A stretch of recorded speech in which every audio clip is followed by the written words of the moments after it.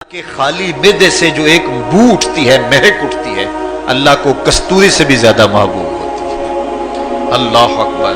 اور فرمایا روزہ دار کے لیے دو خوشیاں ہیں۔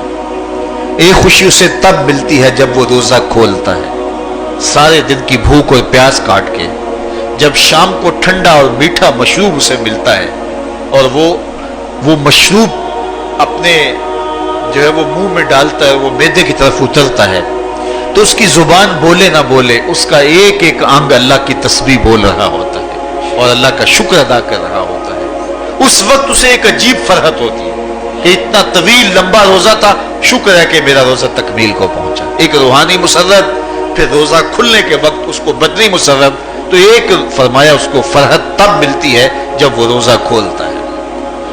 وَفَرْحَةٌ عِنْدَ لِقَاءِ رَبِّهِ، اور دوسری فرحت اسے تب ملے گی جب روزے کے صلے میں اللہ اپنے رخ سے پردہ ہٹا دے گا اور اللہ اپنا دیدار عطا فرمائے گا۔ تو یہ روزے دار کے لیے خوشیاں ہیں۔ تو خوش نصیب ہیں وہ لوگ جو ماہ سیام کے روزے پورے خشوع و خضوع کے ساتھ رکھتے ہیں اور اس کی برکتوں سے مالا مال ہوتے ہیں۔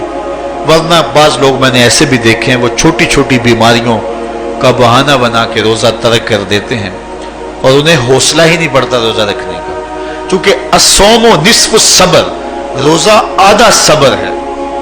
میں سمجھتا ہوں، میں شوگر کا مریض ہوں اور 4 سے 5 گھنٹے اگر مجھے کچھ کھانے کو نہ ملے تو میری طبیعت میں ایسا اضطراب اور بے چینی پیدا ہو جاتی ہے کہ میں گھر والوں سے الجھنے کی کیفیت میں بھی آ جاتا ہوں۔ لیکن ماہ سیام میں 20 گھنٹے بھی کاٹ لیتا ہوں، لیکن میری طبیعت پہ کوئی بوجھ اس لیے نہیں ہوتا کہ میں اللہ کی رضا کو اپنے ذہن کے ایک ایک گوشے میں رکھے ہوئے ہوتا ہوں۔ تو یہ آدھا صبر ہے، یہ صبر سکھاتا ہے۔